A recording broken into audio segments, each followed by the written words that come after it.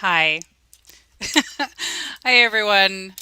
Hold on one second. I'm figuring out the layout real quick. Let's see. Here we go. All right. Welcome, everybody. This is our first episode of Catch Justice. I am Jessica for Justice. And I guess that's my turn. I am Raul, catch LISK, the one and only. Wow.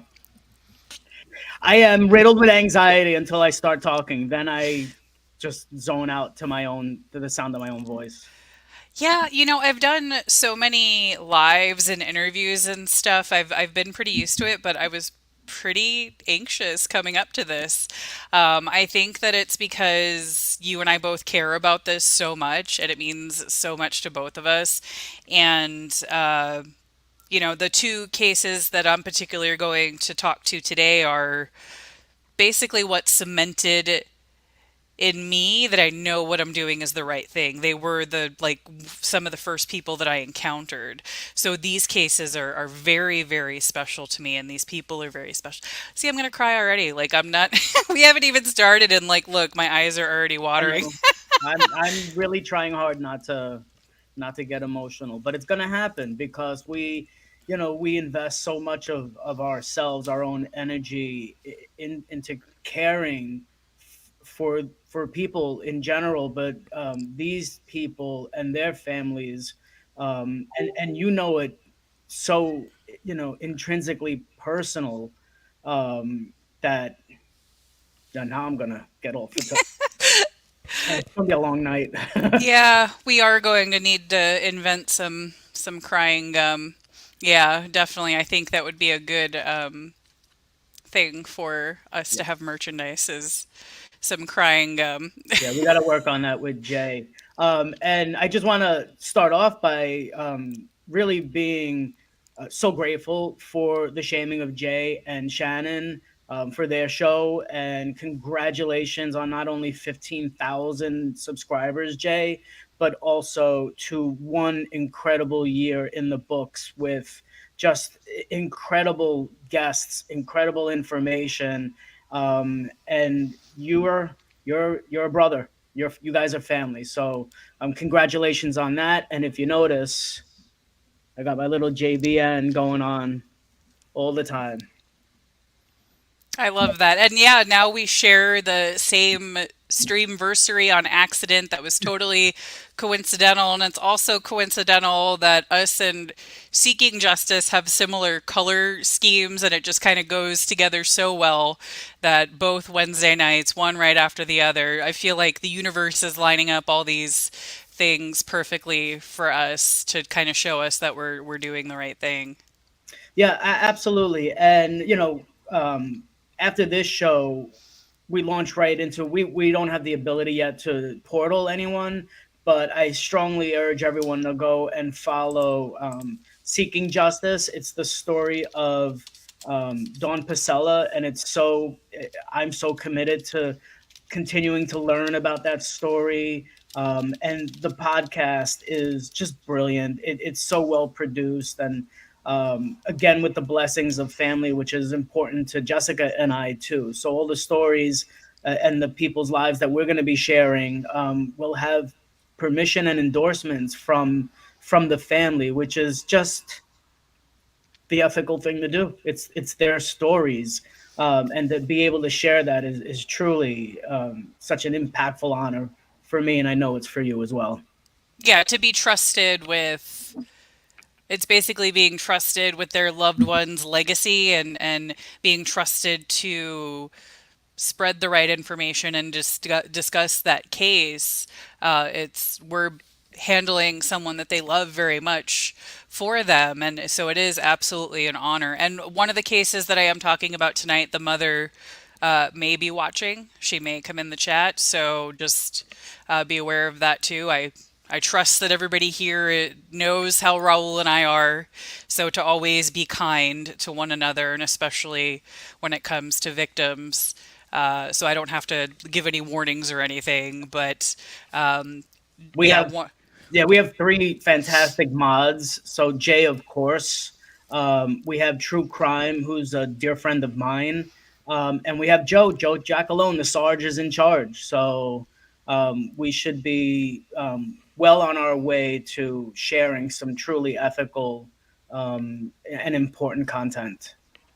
And in preparation of that, I do want to take a moment to just share a sort of disclaimer, if you will, or trigger warning that a lot of the content and information that we're going to be sharing could have a triggering effect, and to make sure that if anyone begins to feel emotionally overwhelmed, to pause, stop for a moment, breathe, find your grounding, and make sure you have your emotional support system in place. We'll be talking about really triggering topics: murder, domestic violence, sexual assault, grooming, survival work. There may be, and I'll probably do it, images of deceased persons that because I'll be doing a lot of talking about unidentified, and of course I'll be very um, careful in any image that I show, but I want to share that with everyone in preparation of that, and I'll warn anyone in that moment in case they need to break away for a bit. And like I said before, working with permission from the family is from families is so fundamentally important to who Jessica and I are as human beings first and foremost. Um, with a nod towards empathy, and then just sharing proper information. Um, when you have permission from the families, it's a beautiful thing, and you feel um, really weighted with the honorable responsibility. And although there's no one to stand up for the unidentified, but I feel so close to all of them, um, that I'm just going to assume that responsibility until we get their names. Oh man, this is going to be rough. You got this. We got it. Um, I'll jump in with my first case. So this case is extra special to me because she's one of the first people I connected with when I made the Jessica for Justice social media. I was sharing some things on Twitter, and she saw something that I tweeted and responded to it. And I was able to get her connected with parents of murdered children in Houston. And it's been a couple years now, and she's been going to those meetings monthly. She's been able to connect with other people. She calls me whenever she needs to talk. And she is missing her son. She calls me when she's having a hard night. She calls me when she doesn't have anybody else to talk to, and oh god, like it's just I know how much she's hurting, so even just thinking about her and her pain, like I'm such like a empath in that sense that like I feel her pain, and I've seen her cry so many times. And I've heard her tell her story so many times, but nobody can tell it better than herself. I do have a news clip, but then I'm also going to share the Crime Stoppers flyer. There is a Crime Stoppers flyer. There is a $10,000 reward for any leads that lead to the arrest of the murderer of Christopher Mina. His mother, Marnita, and him were very, very close. And they argued during the pandemic. She didn't want him to go out because, there's too much going on. And, they would go back and forth about that. But like any adult and their mom, you're probably still going to do what you want. So he went out one night after working about 16 hours, and he wanted to go out with his friends. So this was actually, I think the 1 year anniversary. So he was murdered in 2020, November of 2020. This video is actually from November of 2021. Um, I'm in the background of the video, so if you guys can spot me, extra points. But you'll hear that pain that I'm talking about. Uh, so yeah, Raul and I are probably going to end up crying a lot on this show, so I apologize in advance. We did warn you guys on Twitter too, so all right. So I'm going to go ahead and play this if I can get it unmuted. Do I have the? Okay, unmuted. Spending the last of her savings to bring attention to his case. She reached out to Fox 26's Chelsea Edwards, who brings us the desperate search to find whoever killed Christopher Mena. On the ground and they put him in a body bag. It's a pain only a mother could understand. It hurts. It hurts so bad. What if it was your child?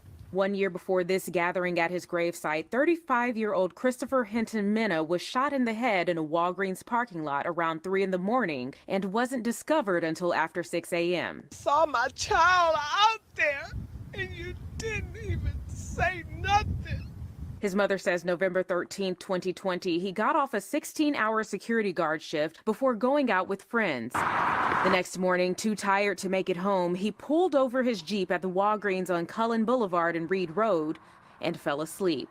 They kept driving back and forth and saw him asleep. And then they went somewhere and parked and they came back on feet, shot him, and robbed him. Surveillance captured a black Malibu and someone jumping the fence in a camouflage hoodie. Mena's mother says she spent the past year passing out flyers and hoping for leads. She says she finally gave the last of her savings to Quanell X, who came back with 2 street names of possible suspects. She then found Facebook profiles that matched those names and descriptions and sent them to detectives, but hasn't received an update on her son's case. He would share his last with homeless people. He would give back to the community faithfully. She says Houston Police Chief Troy Finner did call and assure her they were looking for suspects. We love you, Chris. While the family prays for a Crime Stoppers tip from anyone who might know who killed Chris. We pray that you catch the killers right now, Lord, who done this to our people right now, Lord. Tell them what they done to my child. Please, please, turn them in. This mother hopes this past year will be the last her son's killer walks free. At Houston Memorial Gardens, Chelsea Edwards, Fox 26 News. Yeah. So as you can see, Marnita is in a lot of pain. Obviously, that is her son. They did get some street names, but that was in 2021, and has nothing has happened with the case. So I'm going to share the link to the flyer in the chat real quick. Let me see. Hopefully that works. So there's the flyer. I'm going to show it on the screen real quick.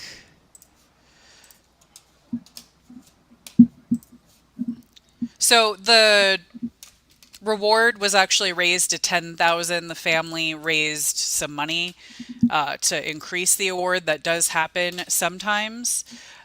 He was in this Jeep with the doors off, so it would be very easy for someone just to walk up and shoot him. They didn't get anything, so that's the really...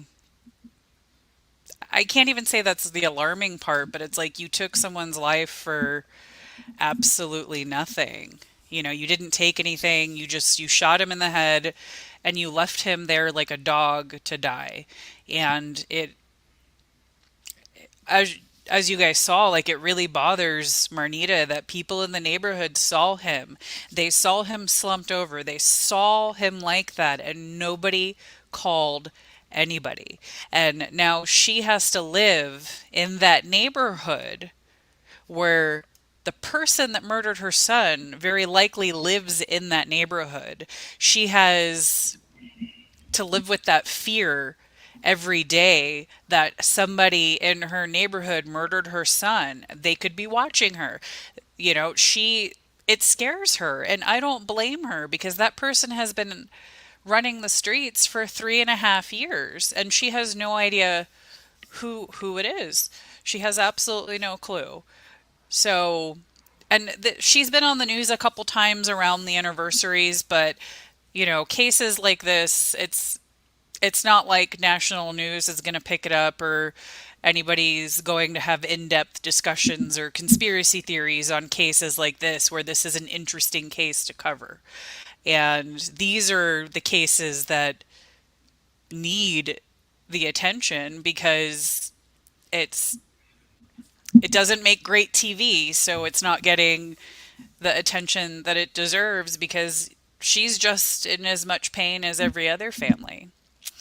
And I do want to share something real quick. So there was this book that I got when I went to the Parents of Murdered Children open. Come on, the Parents of Murdered Children convention, and it was such a good book, and it was written by the sister of a murder victim, and it's a quote from this book that I think helps paint a good picture of this impact of what it does to people, and it's called The Aftermath. Uh, The Aftermath is the book.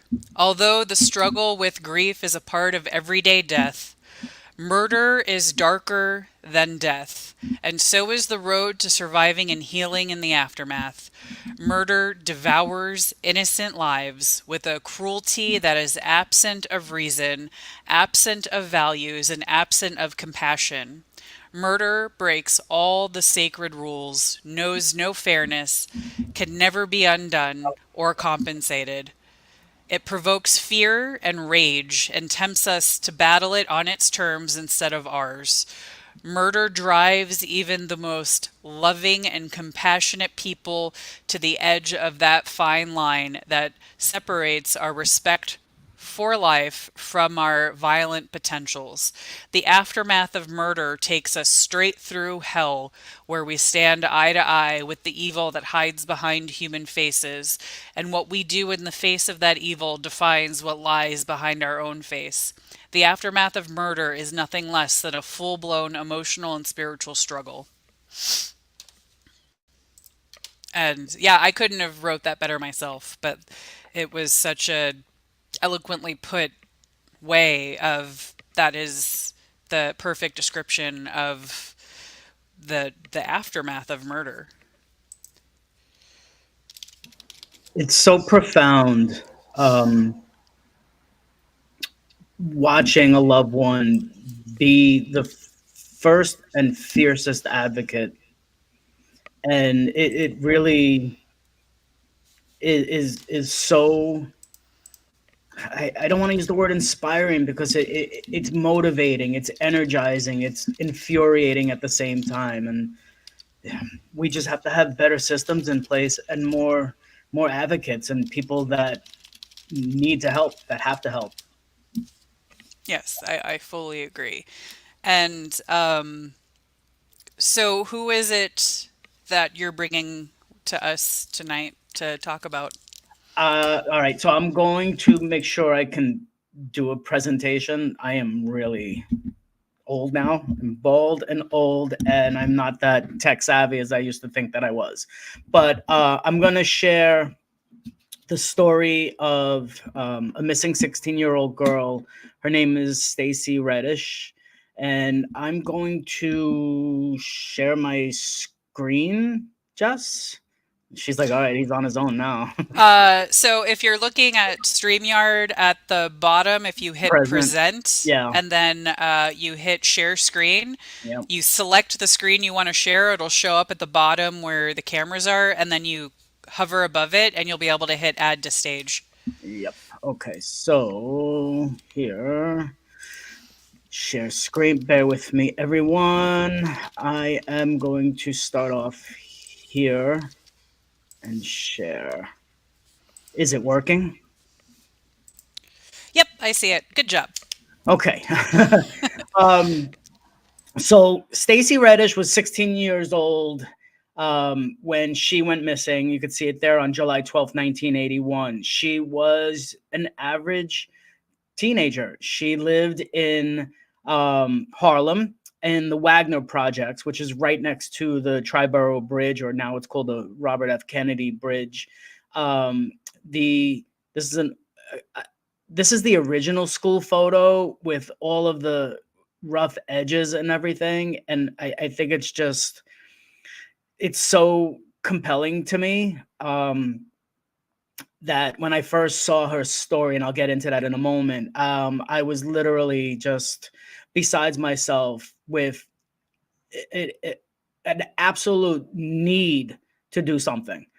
I felt it before with Judith Ramona Velaz, and of course with all of the Gilgo victims, but Stacy was something that I felt I could drive the needle on a little bit. So this is another picture of her, and man, I love my mother because she used to make me dress like that too. And if you're a product of the 70s, this was it: butterfly collars and polyester.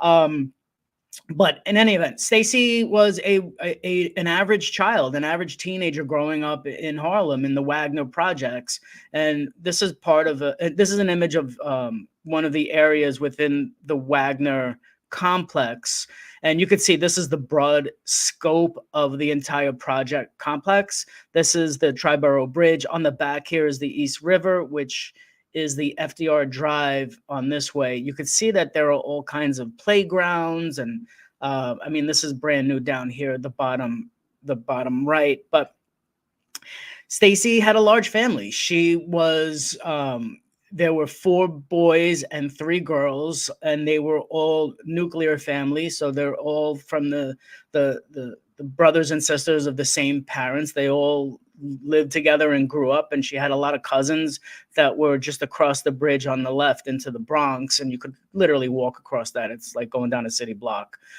And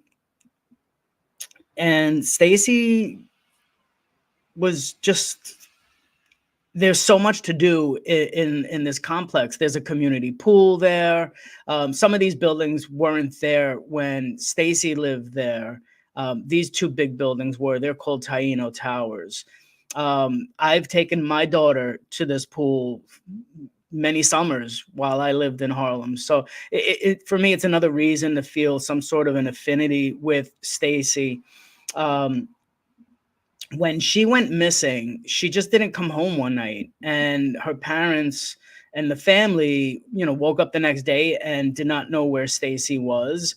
They didn't see her out and about, and she wasn't one to really stay out without anyone knowing. So the family canvassed the neighborhood, calling friends and family. Family gathered together to, walk the neighborhood to see if they saw her hanging out anywhere. And they didn't. And by the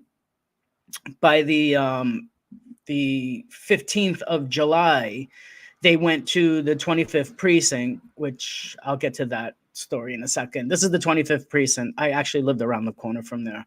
And here's where I began to lose composure. Reading the post, Stacy's sister posted in a Facebook group called the Missing Black People. And that's where I saw it. And in the comments that was written for Stacy, the family went to the 2-5. They wanted to report her missing. They were told that, she's 16 years old. She's hanging out with a boyfriend. She'll come home when she's ready. Stacy never came home. She didn't come home that night. She didn't come home for weeks. Stacy's been missing for 42 years. Stacy wasn't a kid that got into trouble. She was outspoken, but she wasn't one to, just wantonly disappear. 42 years later, her family gathered again to try to find out what happened to Stacy. So in 2023, they went back to this precinct. They also went to the 102, I believe it was. And they tried to report her missing, and they were told by the desk officer to go back to the location where they last saw her and call 911, which was enough to make me insane. They went back there. They saw that there was a police officer on the scene for another incident, and they proceeded to tell this officer what they were told to do in order to file a missing persons report. The police officer at that time basically just shrugged her off and said, "It's 42 years later. There's no leads. This is a cold case," basically to move on with your life. So they took it to social media. And when I saw that post in Missing Black People, the Facebook group, which is a great group, that admin team cares so much. I love mentioning them and communicating with them. They put it out there, and I just want to go back to this story. This was something that her cousin shared with me, and I'll read it real quick. Stacy's my cousin. I'm her younger cousin, but all of our cousins were very close when she disappeared. Her mom and my grandmother were sisters. Stacy would always walk across the bridge from Wagner to our apartment in Mott Haven housing projects, and we'd walk back to their apartment. This is what's we can't ever forget. It's the average things, the everyday things that are so important. And what her cousin remembers about her is that she used to rock back and forth really hard on the sofa. And I had a brother that used to do that too, so it's hilarious. She had a dimple in her chin and a beautiful birthmark on the side of her face. She also had really gorgeous, thick hair. Like I said, she's the youngest of three girls. One of the brothers is now deceased. But you could see here as she typed Stacy's name in on every social media site and white pages for years, they tried to find out what happened to their cousin.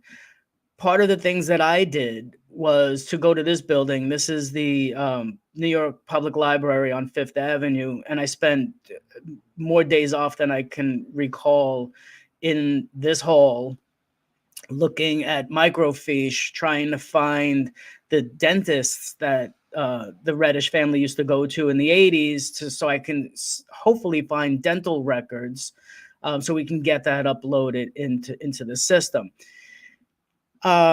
This is Stacy's name is page, which was activated around Thanksgiving, this past Thanksgiving. She had no name as page. They wouldn't publish it without a missing persons report. And we couldn't get her a missing persons report. And that's where I really worked hard to leverage information, to leverage intensity. Stacy's sister did all the hard work. I felt bad just directing her, but go to the office of the medical examiner, get your DNA submitted, go to the missing persons squad and deal with those fine gentlemen.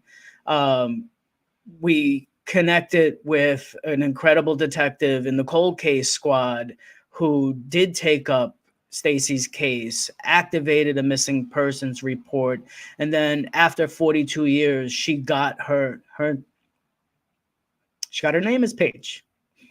And that is what any one person can do. You can contribute. And I'm no pro at this. I'm mortified to make a mistake and upset or hurt a family member or dishonor a legacy, but I broke my own rules when it came to Stacy. I messaged her sisters and her cousins. I commented on that post incessantly. And then when her sister said she would reach out to me and call me, the following 3 weeks that I waited were maddening. But I had to be patient. And finally, I connected with her sister. And if ever there was a more down to earth, beautiful soul of a human being, it is Stacy's sister. And I love my friendship with her. I cherish it. Aside from my daughter, she's the only one I will literally walk away from somebody to pick up the phone when she calls. Um, I think it's important that anybody could make an impact. I think what happened with Stacy is that she made such an impact on me, um, that will affect my life forever. And because I was asking questions of her sister that no one had asked in ever, um, I was able to pass that on to investigators and detectives. And there is an active investigation right now, for Stacey Reddish. And my ultimate goal is to bring her home in one way or another, and the family is ready for that in whatever that looks like. They're realistic, they're optimistic, but they're realistic. And there are some important leads. So that is Stacey Reddish, and she's one of, I think, about 12 um, people, because I don't want to say cases, that I keep their screenshot on my cell phone, and I usually rotate it every day. And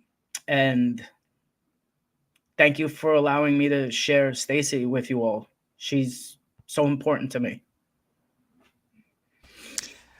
Wow, you do truly get so much information and really dig in to try to find who that person is and where they could possibly be. The families are very lucky to have you as their advocate and that you are fighting for them, because I can't picture anyone else fighting the way that you do, especially for, those of our people that are minorities, and they wouldn't even let the family file a missing persons report. Yeah, it was very hard. It was Stacy's birthday a few weeks ago, and of course I did my posts and tweets about it, and her sister wrote back in the public Facebook group, really just thanking me and saying how she feels the very same bond for me that I feel for her. And she laughed. She's like, basically like, you broke rules, but the end result is we have a missing persons report for her sister. And with that, and with NamUs, then there's so much more that can happen. Right now, they're going to be working on an age progression composite for Stacy, and DNA is in the system, and we're praying for something to happen. And yeah, I'll be a mess when that day comes. Yeah, hopefully with the technology increasing and the less amount of DNA that we need, they'll get, some sort of answer soon. And speaking of testing and how testing works, that kind of goes into the situation that I'm going to talk about next. One of the issues with this case is the forensics is taking a very long time. Now, I do want to issue another warning. The details of this case may be disturbing for some viewers. The mother of the victim is in the chat. She has said hello. Her username is Lucky Lady. Her name is Jen. Jen, I love you, and I'm glad that you can be here. Jen is someone that I met on Facebook. We somehow connected in one of the homicide support groups, and she doesn't live in Texas. She doesn't live in Texas. She lives in another state. So she had nobody to be able to help be the voice for her son here in Houston. So, of course, I was like, I will do whatever you need. I'll help you with that because she was having issues with the police communicating to her or explaining things in a way that she could really know what is going on. So, I've reached out to different victim advocates. I have actually spoke to the Houston Police Department on her behalf to let them know, like, hey, somebody is watching. I am here. Let's just so you know, there is somebody here in Houston that cares about Brandon and that cares about this case. I'm guessing they already knew who I was, though, because the new homicide supervisor already knew my name before I even introduced myself. So I'm guessing that that's a good thing. I'm hoping. But this case, it's this one's a tough one because it's not just a cut and dry, this person was shot and that was it. Like the previous situation that I brought up with Christopher Mena, he was shot.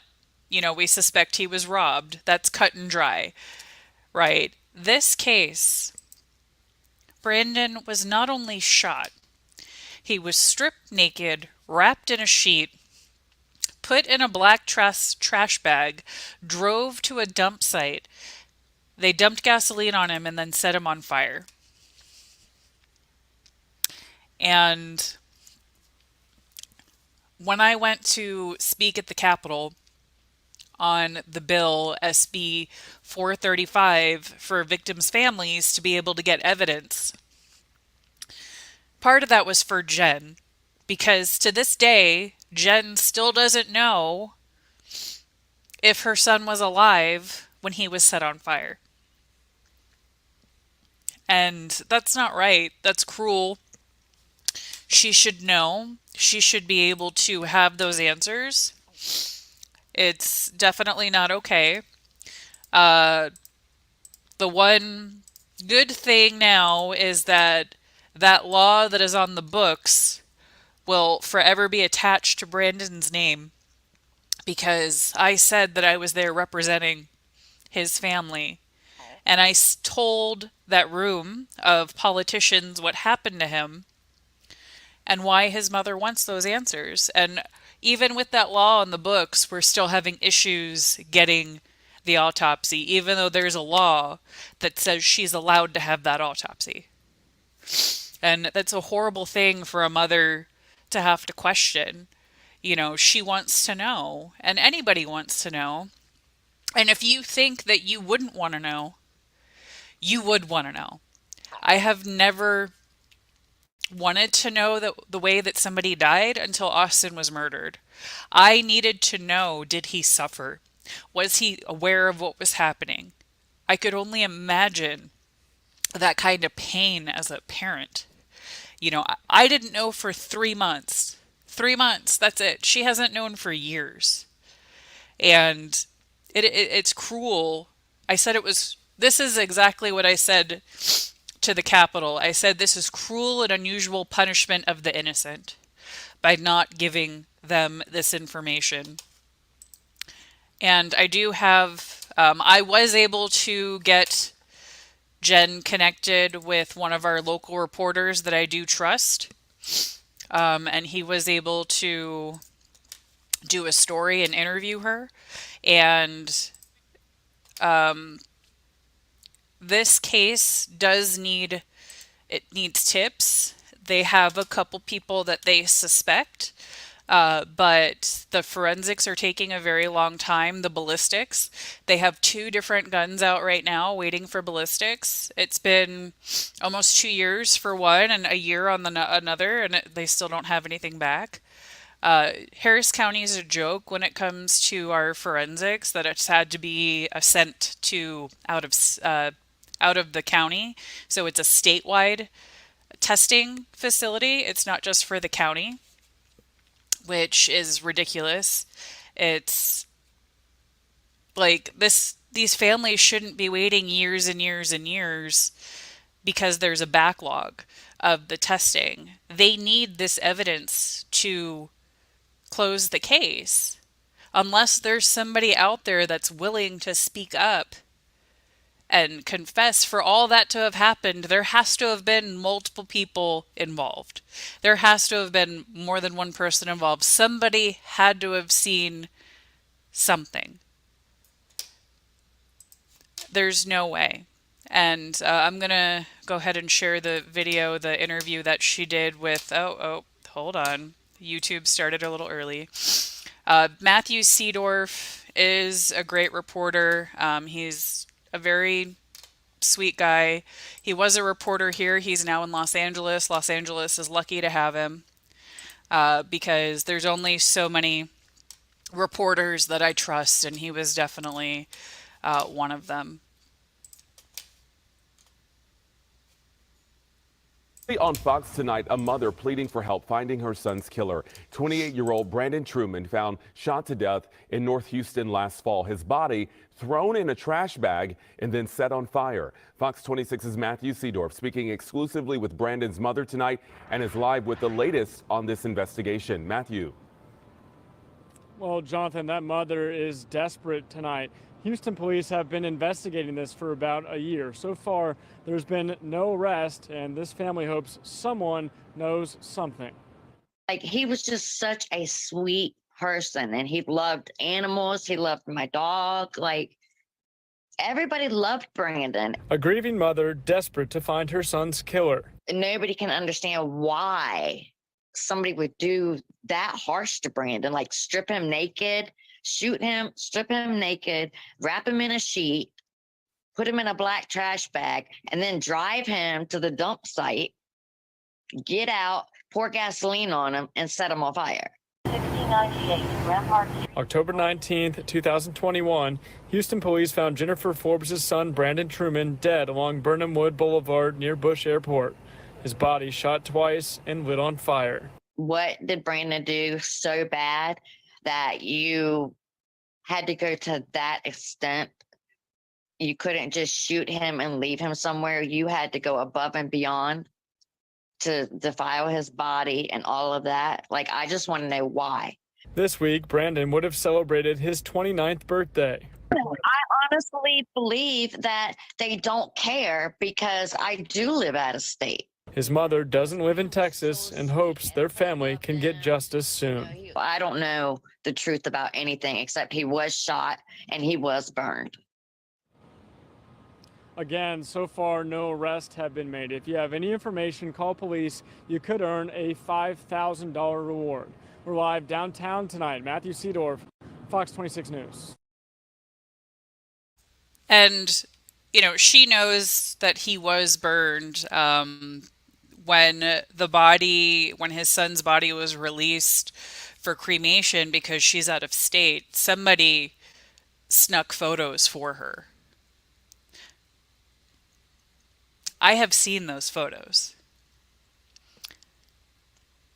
It is one of the most horrific things that I have ever seen. And no mother should have to see that with her son. It wasn't just like a little bit. It was, you know, he was burned entirely. And it's absolutely horrific that this is something that she's had to live with since October of 2021 with no answers, really. The police that she's had, at first she didn't even have a detective. She had an officer. And we're finding out that there's such a lack of law enforcement that younger and less experienced law enforcement are getting into homicide. And there's nothing wrong with that. But it definitely is impacting these cases. And some of them don't stick around as long either because they get in and then they're like, nope, that's it. So she has had some issues with communication and things like that with the police. I am trying to facilitate better communication because she does deserve to be communicated with. And being a mother, out of state. It's not like she can go up to the police station and do anything. So, I've kind of taken on that role for her because, you know, uh, when I had nobody to help me, I was able to find Andy Kahn. If Andy Kahn didn't come into the picture, I never would have been able to get the district attorney's office in Montgomery County to respond to me. It's because of him that they did. So if I can do that for anybody else, then that's what I'm going to do, because being ignored by the entities that are supposed to help you is one of the worst feelings ever. And Jen, I love you. I know you're in here. I appreciate you coming by, and thank you for allowing me to share Brandon with everybody. And yeah, she told me I could share the photos. I don't think I can anyway on YouTube, nor I don't think that I should, but it is absolutely, it is horrific. Um, I hate that that image is something that's even in his mother's head. So all we can do at this point is help close this case. She will never get closure. She will get answers. She will never have closure, but we need to get this case closed. And I will be posting the flyers and stuff on the social media. And yeah, that's all I got before I cry again. I think it's very it weighs a lot on people who advocate for others. It weighs a lot on me, the work that I do. But as I've said before, I'll never understand truly. I'm not a survivor with a family member or a loved one that had been murdered. I can't understand, but what I can empathize, and I think um, for you, Jess, to be advocating for Brandon, for Jen, it's so much more impactful because you truly understand what the needs are, what the emotions are, the highs and lows, and the frustrations, and because you've been so forward in being present for everything with Austin, there's nobody better to represent and advocate for Brandon than someone like you who really has a true deep understanding of the process and the roadblocks. So I pray for Brandon's soul. I pray for his mom. I pray for you, to continue to give you the strength and the energy to do what you do outside of your own trauma. And this is why when you asked to do this, I dropped everything and said yes, 100%, because you're just so special. So special. Thank you. Thank you. You're so sweet. I would like to share, and I'll go through it a little bit because there isn't a lot. I want to share the story of a missing mom from the Bronx from 1994. Her name is Milagros de Jesus. She was born October 2nd, 1953. October 2nd is my birthday. So I felt, again, another instant need to help.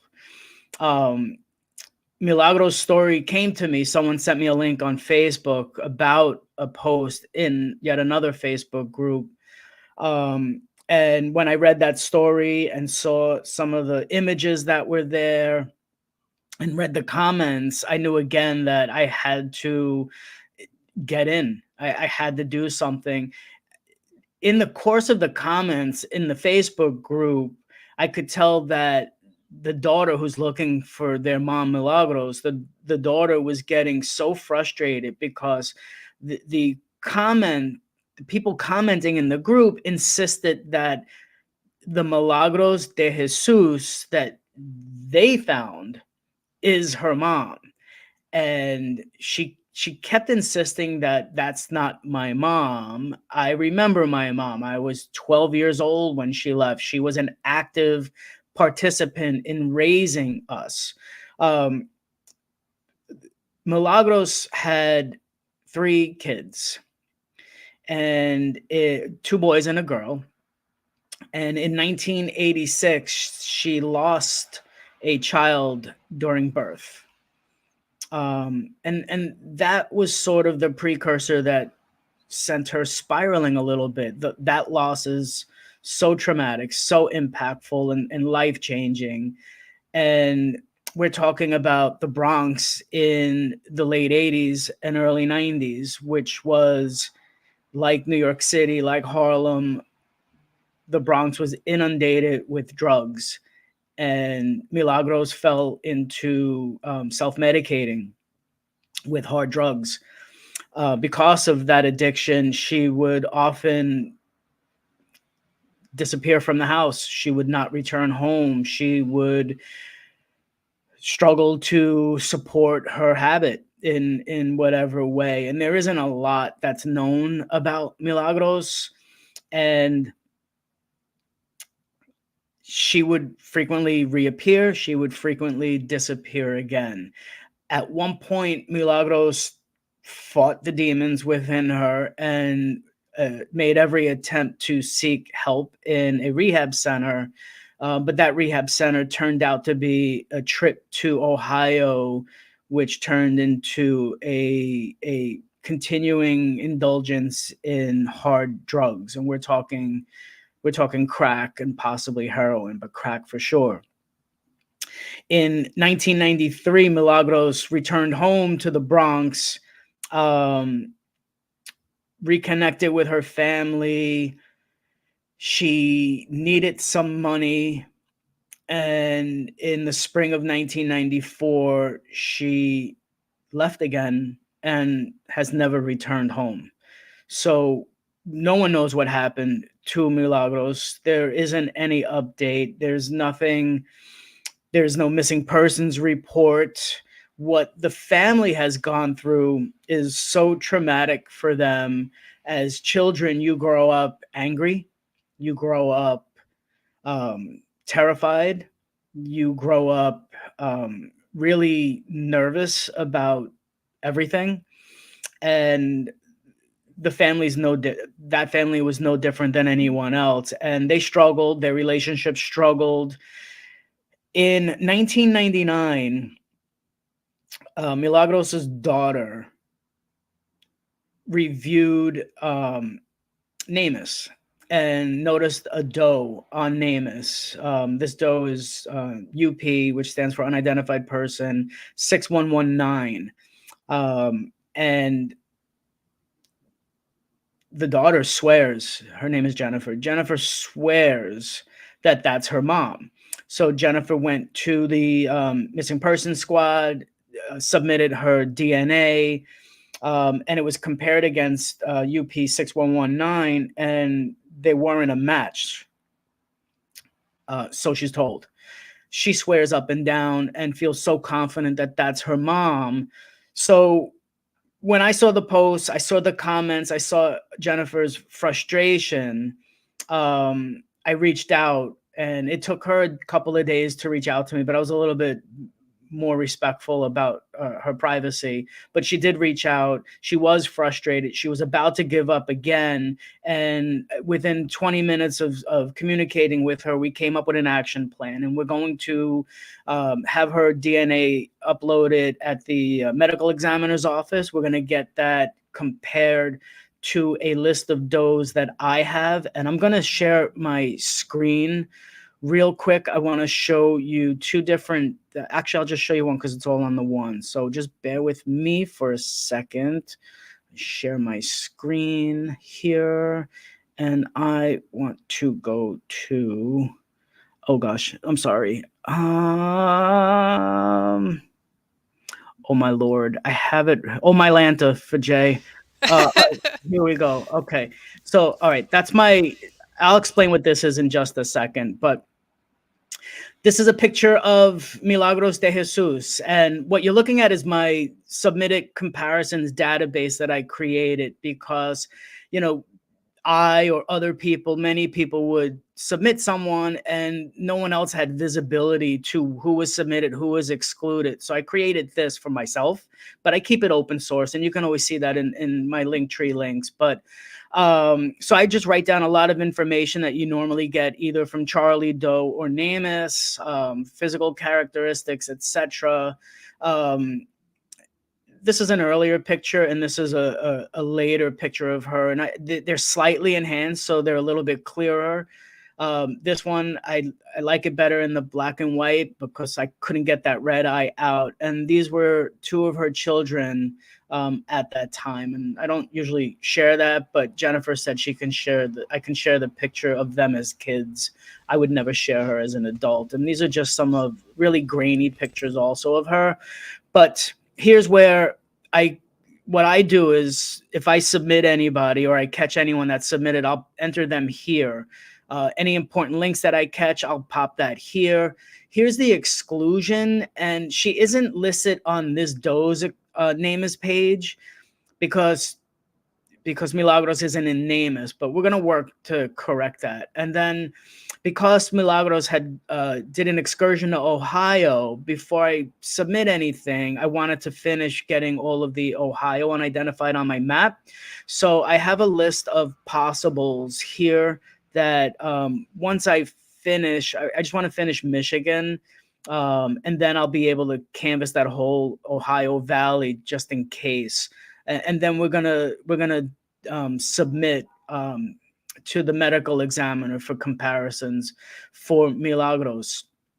And that is just yet another thing that I do to sort of facilitate sharing information and getting someone out there in the public domain, always with family permission wherever possible. And the goal is to solve these cold cases and bring justice wherever we're able to do, in whatever way we're able to impact that. And there's so many great people that are in our little community. Jolyn from Cold Case Advocacy, and there's just so many people that can do so good, and you don't have to have a badge. You have to have a heart. You don't have to have, credentials. You have to have empathy. And with things like that, and a core group of people around you, like our community, we can do so much. So I appreciate allowing me to share Milagros and Stacy with you. Next week, I have permission to share Carmen Vargas, and that's something very special to me as well. And I think I'm going to stop talking. Uh, you're fine. Maybe we'll cry some more before we leave. Yeah, next week I actually have two homicides in the same family that aren't connected. And they're both unsolved. So this family definitely needs some answers in those cases. Now, so far, everything that I have discussed has been in Harris County, Texas. I may remain in Harris County, Texas for a long time. I have a lot of cases here. I could probably never stop talking about Harris County and run out. If you or anybody watching has any tips for any of the cases that I have shared about Christopher Mena or Brandon Truman, to contact Crime Stoppers at 713-222-8477. You can also go to crimestoppers.org and to remain anonymous. The reward for Christopher is 10,000. The reward for Brandon is 5,000. Somebody somewhere out there knows something, and you do remain anonymous. And after this, it looks like Seeking Justice is just about to get started. I'm going to put their link in the chat. So everybody definitely go from here over to them. And once we get monetized, then we can do it the fancy way where you guys just automatically portal over there. Um, but hey, I didn't cry as much as I thought we would. Me either. It was close though, like it was right there. I'm going. Thank you so much, everybody, for your love, your support. It means so much to me, and I know it means so much to Jessica. And to our mods, you guys are amazing. And as the channel grows, we'll add many more. Um, I'm going into the chat for the Seeking Justice because I'm absolutely committed to getting or doing anything I can to get justice for Dawn Pasella. Her parents deserve it, and they're just spot on. So I do encourage everyone to jump over there and partake in the conversation. So, Jess, I love you. Thank you Love you so much. too. Love you all. We'll see you next week. Have a good night. Bye.